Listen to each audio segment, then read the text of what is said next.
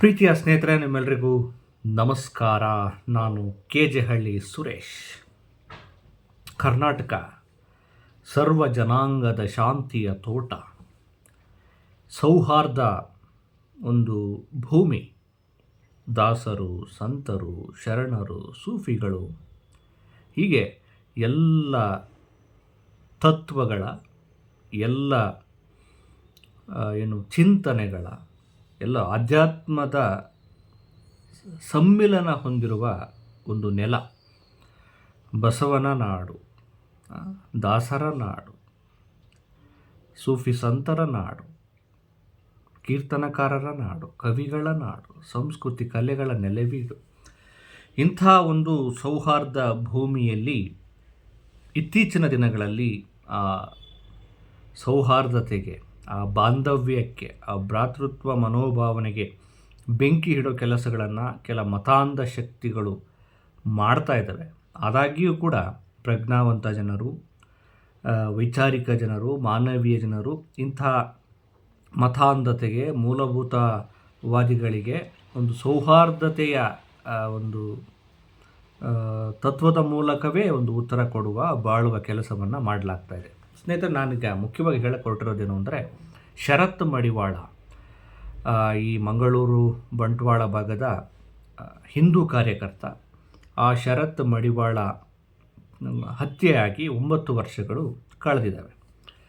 ಇಂಥ ಸಂದರ್ಭದಲ್ಲಿ ನಾನು ಯಾಕೆ ಈ ವಿಚಾರ ಮಾತಾಡ್ತಿದ್ದೀನಿ ಅಂದರೆ, ಸಂದೀಪ್ ಪೂಜಾರಿ ಪಂಪ್ವೆಲ್ ಅನ್ನುವಂಥ ಹಿಂದೂ ಕಾರ್ಯಕರ್ತ, ಸಂಘ ಪರಿವಾರದ ಕಾರ್ಯಕರ್ತ, ಹಿಂದೂ ಜಾಗರಣ ವೇದಿಕೆಯ ಮಾಜಿ ಕಾರ್ಯಕರ್ತ ಸಂದೀಪ್ ಪೂಜಾರಿ ಪಂಪ್ವೆಲ್ ಅವರಿಗೆ ಮನಪರಿವರ್ತನೆಯಾಗಿ ಈ ದುಷ್ಟಶಕ್ತಿಗಳು, ಕೋಮುವಾದಿಗಳು ಯಾವ ರೀತಿ ಯುವಕರನ್ನು, ಹಿಂದುಳಿದ ವರ್ಗದವರ ಯುವಕರನ್ನು, ಬಡವರ ಯುವಕರನ್ನು, ಬಡ ಸಮುದಾಯದ ಯುವಕರನ್ನು ತಮ್ಮ ರಾಜಕೀಯ ಕೋಮುದ್ವೇಷಕ್ಕೆ ಬಳಸಿಕೊಂಡು ಅವರನ್ನು ಬಲಿ ಕೊಟ್ಟು, ಇವರು ಯಾವ ರೀತಿ ರಾಜಕೀಯದ ಬೇಳೆಯನ್ನು ಬೇಯಿಸ್ಕೊಳ್ತಾರೆ, ಇವರು ಯಾವ ರೀತಿ ಇವರ ಅಧಿಕಾರದ ಪೀಠಕ್ಕೋಸ್ಕರ ಇವ್ರನ್ನ ಬಲಿ ಕೊಡ್ತಾರೆ ಅನ್ನುವ ಸತ್ಯವನ್ನು ಹೇಳಿದ್ದಾರೆ. ಈ ಸಂದೀಪ್ ಪೂಜಾರಿ ಹೇಳಿರುವ ಸತ್ಯಗಳನ್ನು ಕರ್ನಾಟಕದ ಎಲ್ಲ ಸಮುದಾಯದ, ಎಲ್ಲ ಧರ್ಮದ ಯುವಕರು ಅತ್ಯಂತ ಪ್ರಾಂಜಲ ಮನಸ್ಸಿನಿಂದ ಅದನ್ನು ಕೇಳಬೇಕು ಮತ್ತು ಅರ್ಥ ಮಾಡ್ಕೊಳ್ಬೇಕು. ಇಲ್ಲಾಂದರೆ ಈ ಕೋಮುವಾದಿ ರಾಜಕಾರಣಿಗಳು ಎಲ್ಲ ಪಕ್ಷದಲ್ಲೂ ಇದ್ದಾರೆ. ಕಾಂಗ್ರೆಸ್ನಲ್ಲೂ ಇದ್ದಾರೆ, BJPಯಲ್ಲೂ ಇದ್ದಾರೆ, JDSನಲ್ಲೂ ಇದ್ದಾರೆ, ಮತ್ತು ಎಲ್ಲ ಪಕ್ಷದಲ್ಲೂ ಇದ್ದಾರೆ, ಎಲ್ಲ ಧರ್ಮದಲ್ಲೂ ಇದ್ದಾರೆ.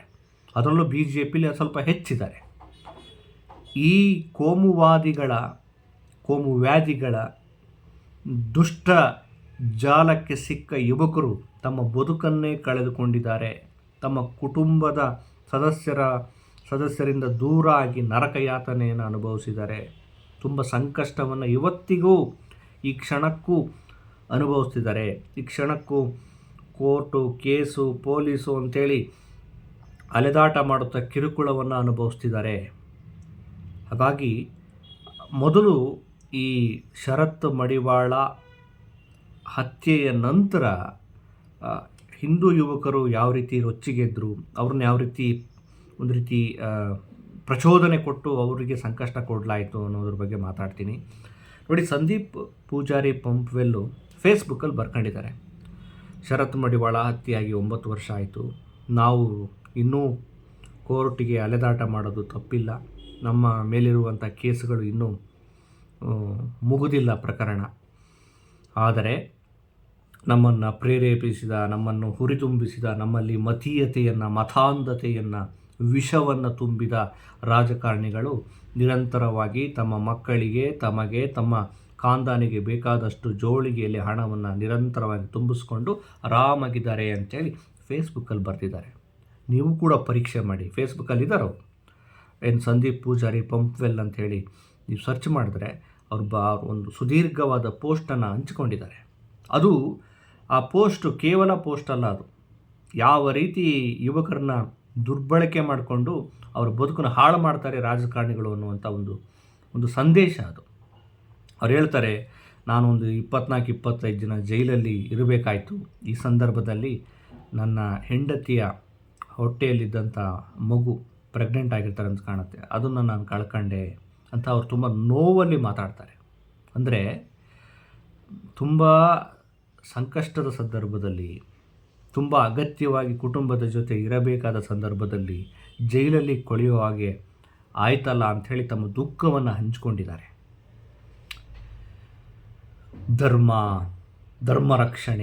ಧರ್ಮ ರಕ್ಷಣೆಗಾಗಿ ಕತ್ತಿ ಇಡಿ, ಚಾಕು ಇಡಿ, ಚುಚ್ಚು, ಹಾಗೆ ಹೀಗೆ ಅಂತೇಳಿ ಯುವಕರಲ್ಲಿ ಒಂದು ಪ್ರಚೋದನೆಯನ್ನು ಕೊಟ್ಟು ಅವರು ದುಷ್ಕೃತ್ಯಗಳನ್ನು ಮಾಡೋ ರೀತಿ ಇವರೆಲ್ಲ ಭಾಷಣ ಮಾಡ್ತಾರಲ್ಲ, ಆ ಭಾಷಣಗಳನ್ನು ಕೇಳ್ತಾರಲ್ಲ, ಕೇಳಿ ತಪ್ಪು ನಿರ್ಧಾರವನ್ನು ತೆಗೆದುಕೊಳ್ತಾರಲ್ಲ ಯುವಕರು, ಯೋಚನೆ ಮಾಡಬೇಕಾಗಿದೆ. ಸಂದೀಪ್ ಪೂಜಾರಿ ಪಂಪ್ವೆಲ್ ಅವರು ಆಡಿರುವ ಮಾತುಗಳು ಎಲ್ಲ ಯುವಕರಿಗೂ ಒಂದು ರೀತಿ ಮೆಸೇಜ್ ಆಗಬೇಕಾಗಿದೆ.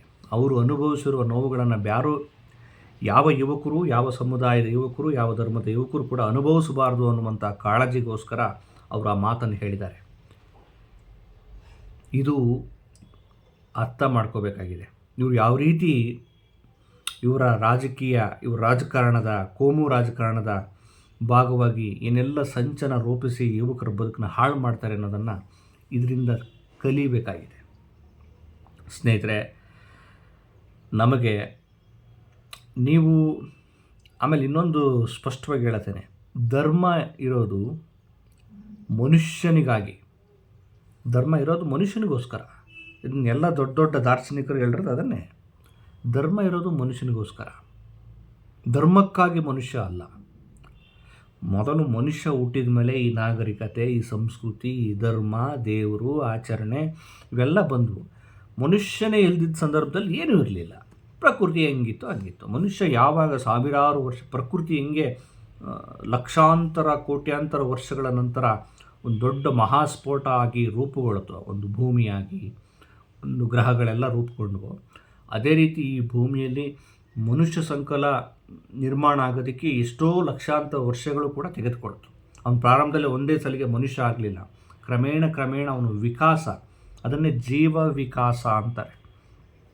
ಈ ಜೀವ ವಿಕಾಸದ ಪ್ರಕ್ರಿಯೆಯಲ್ಲಿ ಅವನು ಒಂದು ಸಂಪೂರ್ಣವಾಗಿ ನಾವು ಹಿಂಗೇನು ನಡೆದಾಡ್ತೀವಲ್ಲ ಆ ರೂಪವನ್ನು, ಆ ಸಂರಚನೆಯನ್ನು ಪಡೆಯೋದಕ್ಕೆ ಎಷ್ಟೋ ಲಕ್ಷ ವರ್ಷಾಂತರಗಳು ಬೇಕಾಯಿತು. ಅದಾದ ನಂತರ ಅವನಲ್ಲೊಂದು ಅದಕ್ಕೂ ಮುಂಚೆ ಆದಿಮ ಸ್ಥಿತಿಯಲ್ಲಿ ಅವನು ಅಲೆದಾಡ್ತಾ ಇದ್ದ. ಅವನಿಗೆ ಗೊತ್ತಿರಲಿಲ್ಲ ಏನು ಮಾಡ್ತಾಯಿದ್ದೀನಿ, ಏನು ಮಾಡಬೇಕು ಅನ್ನೋದು ಗೊತ್ತಿರಲಿಲ್ಲ. ಬೆಂಕಿಯನ್ನು ಕಂಡಿಡ್ದ. ಆಮೇಲೆ ಅವನಿಗೊಂದು ನೆಲೆ ನಿಲ್ಲಬೇಕು ಅಂತ ಅನ್ನಿಸ್ತು. ಅವನು ಪ್ರಾಣಿಗಳ ಬೇಟೆ ಆಡ್ದ. ಆಮೇಲೆ ಮತ್ತೆ ಅವನು ಕೃಷಿ ಮಾಡಬೇಕು ಅನ್ನಿಸ್ತು. ಹಾಗೆ ನಾಗರಿಕತೆಗೆ ತನ್ನನ್ನು ತಾನು ಹಂತವಾಗಿ ತೊಡಗಿಸಿಕೊಂಡ, ಮೈಗೂಡಿಸ್ಕೊಂಡ ಸಂಸ್ಕೃತಿ ಬಂತು. ಹೀಗೆಲ್ಲ ಆದ ನಂತರ ಅವನ ಜೀವ ವಿಕಾಸ ಹೆಚ್ಚಾಗ್ತಾ ನಂತರ ಒಂದು ಭಯ, ಒಂದು ಭಕ್ತಿ, ಒಂದು ದೇವರು ಬೇಕು ಅಂತ ಅನ್ನಿಸ್ತು, ಒಂದು ಧರ್ಮ ಬೇಕು ಅಂತ ಅನ್ನಿಸ್ತು. ಆ ಧರ್ಮಕ್ಕೆ ಒಂದಷ್ಟು ಕಟ್ಟಳೆಗಳನ್ನು ನಿರ್ಮಾಣ ಮಾಡಬೇಕು ಅಂತ ಅನ್ನಿಸ್ತು. ಮನುಷ್ಯ ಹುಟ್ಟಾದ್ಮೇಲೆ ಇವೆಲ್ಲ ಬಂದವು. ಹೀಗಿರುವಾಗ ಇವೆಲ್ಲವೂ ಧರ್ಮಗಳು, ದೇವರುಗಳು ನಮ್ಮ ಬದುಕಿಗೆ, ನಮಗೆ. ಆದರೆ ಇವತ್ತು ನಮ್ಮ ಯುವಕರ ತಲೆಯಲ್ಲಿ ವೈಚಾರಿಕ ಮನೋಭಾವನೆ, ವೈಜ್ಞಾನಿಕವಾದ ಮನೋಭಾವನೆ, ಮಾನವೀಯತೆ, ಹೃದಯ ವೈಶಾಲ್ಯತೆ, ಪ್ರೀತಿ, ಪ್ರೇಮ, ಕರುಣೆ, ಮಮತೆ ಇಂಥ ಚಿಂತನೆಗಳನ್ನು ಬಿತ್ತಬೇಕಾಗಿದೆ. ಇವತ್ತು ಭಾಷಣ ಮಾಡ್ತಾರಲ್ಲ ಇವರೆಲ್ಲ, ನಾನು ಇಂಥ ಒಂದು ಧರ್ಮದ ಗುತ್ತಿಗೆದಾರರು ಭಾಷಣ ಹೊಡಿತಾರಲ್ಲ, ನಾನು ಧರ್ಮವನ್ನು ಕಾಪಾಡೋದಕ್ಕೆ ಬಂದಿದ್ದೇನೆ, ಧರ್ಮಕ್ಕಾಗಿ ಚಾಕು ಹಿಡಿತೀನಿ, ಚೂರು ಹಿಡಿತೀನಿ, ಬಾಂಬ್ ಹಾಕ್ತೀನಿ ಅಂತೇಳಿ ಏನೇನೋ ಈ ವಿಕೃತಿಯ ಪ್ರಚೋದನೆಯ ಭಾಷಣ ಮಾಡ್ತಾರಲ್ಲ, ಆ ಭಾಷಣಕಾರರ ಮಾತುಗಳನ್ನು ಕೇಳ್ಕೊಂಡು ನೀವೇನಾದರೂ ಎಲ್ಲೋ ಒಂದು ರೀತಿ ಒಂದು ಸಮುದಾಯಗಳ ನಡುವೆ ಬೆಂಕಿ ಹಚ್ಚಿ ಕೋಮು ಗಲಭೆಗಳನ್ನು ಸೃಷ್ಟಿ ಮಾಡಿ ಅದರಿಂದ ನೀವು ಪ್ರೇರಿತರಾಗಿ, ಉನ್ಮತ್ತರಾಗಿ ಈ ಮತಾಂಧತೆಯಲ್ಲಿ ಉನ್ಮತ್ತರಾಗಿ ನೀವು ಜನಸಾಮಾನ್ಯರಿಗೆ ತೊಂದರೆ ಕೊಡೋದು, ಅವ್ರ ಮೇಲೆ ಕಲ್ಲು ತೂರೋದು, ಇನ್ಯಾರಿಗೋ ತರಕಾರಿ ಅಂಗಡಿಗಳಿಗೆ, ಇನ್ಯಾವುದೋ ಸಣ್ಣ ಪುಟ್ಟ ಅಂಗಡಿಗಳಿಗೆ ಬೆಂಕಿ ಹಚ್ಚೋದು, ಹಿಂಸೆ ಮಾಡೋದು, ಇದೆಲ್ಲ ಮಾಡ್ತಿರಲ್ಲ, ಕಾನೂನು ನಿಮ್ಮನ್ನು ಬಿಡಲ್ಲ. ನಿಮ್ಮ ಈ ಧರ್ಮ ಸಂರಕ್ಷಕರು, ನಿಮ್ಮ ಏನು ಗಾಡ್ ಫಾದರ್ಗಳು, ನಿಮ್ಮ ಇದು ಇರ್ತಾರಲ್ಲ, ಅವರು ಬಾಡಿಗೆ ಭಾಷಣಕಾರರು, ಧರ್ಮವನ್ನು ಗುತ್ತಿಗೆ ತಗೊಂಡವರು, ವ್ಯಾಪಾರ ಮಾಡೋರು, ಅವರು ಏನು ನಿಮ್ಮನ್ನು ಕಾಪಾಡಲ್ಲ. ಕಾನೂನನ್ನು, ಈ ನೆಲದ ಕಾನೂನನ್ನು ಧರ್ಮ ರಕ್ಷಕನೂ ಮಾಡಬೇಕು, ಜನಸಾಮಾನ್ಯನೂ ಮಾಡಬೇಕು, ಬಡವನು ಶ್ರೀಮಂತನು ಎಲ್ಲರೂ ಕೂಡ ಈ ನೆಲದ ಕಾನೂನಿಗೆ ಗೌರವ ಕೊಡಬೇಕು, ಅದನ್ನು ಅನುಸರಿಸಬೇಕು.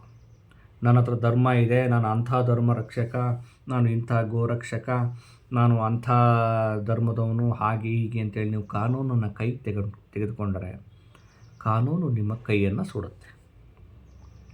ಇದನ್ನು ಅರ್ಥ ಮಾಡ್ಕೊಳ್ಬೇಕಾಗಿದೆ. ಡಾಕ್ಟರ್ ಬಾಬಾ ಸಾಹೇಬ್ ಅಂಬೇಡ್ಕರ್ ಅವರು ಎಂಥ ಒಳ್ಳೆಯ ಒಂದು ಮಾನವೀಯ ಮತ್ತು ವೈಜ್ಞಾನಿಕ ಮತ್ತು ಪ್ರತಿಯೊಬ್ಬ ಈ ನೆಲದ ಮನುಷ್ಯನೂ ಅಲ್ಲದೆ ಜೀವಿಗಳಿಗೂ ಒಂದು ಘನತೆಯ ಬದುಕನ್ನು ಕೊಡುವಂಥ ಒಂದು ಸಂವಿಧಾನವನ್ನು ಕೊಟ್ಟಿದ್ದಾರೆ. ಆ ಸಂವಿಧಾನವನ್ನು ನಾವು ಅರ್ಥ ಮಾಡ್ಕೊಳ್ಬೇಕು. ಇವತ್ತು ಮಕ್ಕಳ ಕೈಗೆ ಬಾಂಬು, ಮಕ್ಕಳ ಕೈಗೆ ಕತ್ತಿ, ತ್ರಿಶೂಲ, ಇನ್ನೇನೋ ಚಾಕುಗಳು, ಮಚ್ಚು, ಲಾಂಗು ಇವುಗಳನ್ನು ಕೊಡುವುದರ ಬದಲಾಗಿ ಯುವಕರ ಕೈಗೆ, ಮಕ್ಕಳ ಕೈಗೆ ಸಂವಿಧಾನವನ್ನು ಕೊಡಬೇಕಾಗಿದೆ. ಸಂವಿಧಾನದ ಆಶಯಗಳನ್ನು ಅರ್ಥ ಮಾಡಿಸ್ಬೇಕಾಗಿದೆ. ಮಕ್ಕಳು, ಯುವಕರು, ನೀವು ಅದನ್ನು ಸಂವಿಧಾನಕ್ಕೆ ಆದ್ಯತೆ ಕೊಡಬೇಕಾಗಿದೆ. ಇಲ್ಲಾಂದರೆ ನಿಮ್ಮನ್ನು ಇವರು ಬೀದಿಗೆ ಬಿಡ್ತಾರೆ. ಕೋರ್ಟು ಕೇಸು ಅಂತ ಅಲದಾಡಿಸಿ ನಿಮ್ಮ ಬದುಕನ್ನು ನೀವು ಅಲ್ಲೇ ಹಾಳು ಮಾಡ್ಕೊಳ್ತೀರಿ. ಇವ್ರ ಮಕ್ಕಳು ಇವರು ಅಧಿಕಾರಕ್ಕೆ ಬರ್ತಾರೆ, ಇವರು MLA ಗಳಾಗ್ತಾರೆ, ಇವರು MP ಆಗ್ತಾರೆ, ಇವರು ಮುಖ್ಯಮಂತ್ರಿಗಳಾಗ್ತಾರೆ, ಇವರು ಇನ್ನೇನೇನೋ ಆಗ್ತಾರೆ.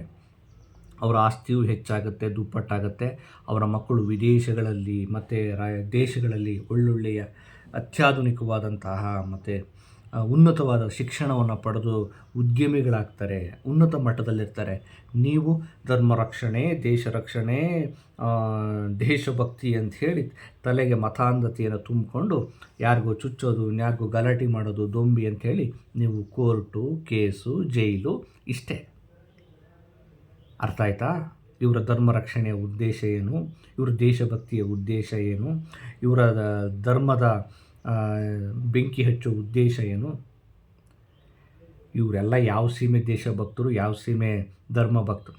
ಈ ನೆಲದ ಪ್ರತಿಯೊಂದು ಮನುಷ್ಯನೂ ಕೂಡ ದೇಶಭಕ್ತನೇ. ನಾವು ದೇಶಭಕ್ತರು, ನೀವು ದೇಶಭಕ್ತರು. ಎಲ್ಲರೂ ಅವ್ರವ್ರ ಕೆಲಸ ಮಾಡ್ತಾ ದೇಶದ ಬಗ್ಗೆ ಪ್ರೀತಿ ಇಟ್ಕೊಂಡಿದ್ದಾರೆ. ಇವ್ರು ಸೀಮೆಗಲದ ದೇಶಭಕ್ತರು, ಸೀಮೆಗಲದ ಧರ್ಮ ಭಕ್ತರು. ಮಾನವೀಯ ಮನುಷ್ಯನಾಗಿ ಸಂವಿಧಾನದ ಆಶಯಗಳನ್ನ ಅರ್ಥ ಮಾಡಿಕೊಂಡು ಪರಸ್ಪರ ಸೌಹಾರ್ದಯುತವಾಗಿ ಬದುಕಿಬಿಟ್ರೆ ಅದೇ ಒಳ್ಳೆಯ ದೇಶಭಕ್ತಿ, ಅದೇ ಒಳ್ಳೆಯ ಧರ್ಮವನ್ನು ಕಾಪಾಡುವ ಕೆಲಸ. ಆದರೆ ಇವರು, ನೀನು ಹಿಂದೂ ಆದರೆ ಮುಸ್ಲಿಮರನ್ನು ದ್ವೇಷ ಮಾಡಬೇಕು, ನೀನು ಮುಸ್ಲಿಂ ಆದರೆ ಹಿಂದೂವನ್ನು ದ್ವೇಷ ಮಾಡಬೇಕು ಅಂಥೇಳಿ ಆ ಮಕ್ಕಳಲ್ಲಿ, ಆ ಯುವಕರಲ್ಲಿ ಈ ಥರದ ಮತಾಂಧತೆಯನ್ನು ತುಂಬಿ ಗಲಾಟೆ ಮಾಡಿಸಿ, ಆ ಗಲಾಟೆಯ ಬೆಂಕಿಯ ಜ್ವಾಲೆಯಲ್ಲಿ ಅಧಿಕಾರಕ್ಕೆ ಇವರು ಆ ಗಹಗಹಿಸಿ ನಗುತ್ತಾ ಅಧಿಕಾರದ ಪೀಠಕ್ಕೆ ಬರ್ತಾರೆ, ನಿಮ್ಮನ್ನು ಬಲಿ ಕೊಡ್ತಾರೆ. ಅದಕ್ಕೆ ಓದಬೇಕು ಅನ್ನೋದು. ಇಂಥ ದುಷ್ಟರ, ಜನಕಂಟಕರ, ಮತಾಂಧರ, ಜಾತಿವಾದಿಗಳ, ಕೋಮುವಾದಿಗಳ ಕುಟಿಲ ತಂತ್ರಗಳು ಏನೋ ಅರ್ಥ ಆಗಬೇಕು ಅಂದರೆ ನೀವು ಮಹಾಭಾರತ, ರಾಮಾಯಣ, ಇನ್ಯಾವುದು ಧರ್ಮಗ್ರಂಥಗಳನ್ನು ಓದಿದ್ರೆ ಅರ್ಥ ಆಗಲ್ಲ. ಸಂವಿಧಾನವನ್ನು ಓದಿದರೆ ಅರ್ಥ ಆಗುತ್ತೆ. ನೀವು ಕುವೆಂಪು ಅವ್ರನ್ನ ಓದಿದರೆ ಅರ್ಥ ಆಗುತ್ತೆ. ಆಮೇಲೆ ಬಸವಣ್ಣವ್ರನ್ನ ಓದಿದರೆ ಅರ್ಥ ಆಗುತ್ತೆ. ನೀವು ಓದಿ, ಧರ್ಮಗ್ರಂಥಗಳನ್ನು ಓದಿ. ಆದರೆ ಈ ದುಷ್ಟ ಜನರ, ದುಷ್ಟಕೂಟದ ಕುಟಿಲ ತಂತ್ರಗಳು ಅರ್ಥ ಆಗಬೇಕು ಅಂದರೆ, ಅವರ ವಿಷಜ್ವಾಲ, ವಿಷವ್ಯೂಹ ಅರ್ಥ ಆಗಬೇಕು ಅಂದರೆ ಇವರನ್ನು ನೀವು ಓದಿದ್ರೆ ಅರ್ಥ ಆಗುತ್ತೆ. ಅವ್ರು ಚೆನ್ನಾಗೆಲ್ಲ ಎಳೆಯಾಗಿ ಬಿಡಿಸಿಟ್ಟಿದ್ದಾರೆ. ಧರ್ಮ ಅಂದ್ರೇನು, ಜಾತಿ ಅಂದ್ರೇನು, ಸಂಸ್ಕೃತಿ ಅಂದ್ರೇನು, ದೇಶ ಅಂದ್ರೇನು, ಮನುಷ್ಯ ಅಂದ್ರೇನು ಅನ್ನೋದನ್ನು ಅವರು ಅರ್ಥ ಮಾಡಿಸಿದ್ದಾರೆ.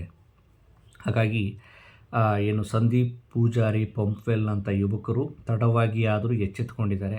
ಇನ್ನಾದರೂ ಅವರು ಕುಟುಂಬದ ಜೊತೆ ಆರಾಮಾಗಿ, ಚೆನ್ನಾಗಿ, ಖುಷಿಯಾಗಿರಲಿ. ಅವರೊಂದು ಒಳ್ಳೆಯ ಬದುಕನ್ನು ಕಟ್ಕೊಳ್ಳಿ. ಎಲ್ಲರೂ ಅಷ್ಟೇ, ಎಲ್ಲ ಜಾತಿಯ, ಎಲ್ಲ ಧರ್ಮದ ಯುವಕರು ಒಳ್ಳೆಯ ಉದ್ಯೋಗ, ಒಳ್ಳೆಯ ಚಿಂತನೆಗಳು, ಒಳ್ಳೆಯ ಉದ್ಯಮ ಮತ್ತು ಒಳ್ಳೆಯ ಚಿಂತನೆಗಳನ್ನು, ಒಳ್ಳೆಯ ವ್ಯಕ್ತಿತ್ವವನ್ನು ರೂಪಿಸ್ಕೊಳ್ಳಿ. ಇವರು ಮಾತು ಕೇಳ್ಕೊಂಡು ಜಾತಿ, ಧರ್ಮ, ಗಲಾಟೆ ಅಂತ ಹೋದರೆ ನೀವು ಬೀದಿಗೆ ಬೀಳ್ತೀರಿ, ಜೈಲು ಸೇರ್ತೀರಿ. ಅವ್ರ ಮಕ್ಕಳು ಮಾತ್ರ ಆರಾಮಾಗಿರ್ತಾರೆ. ಏನಂತೀರಿ? ನಮಸ್ಕಾರ.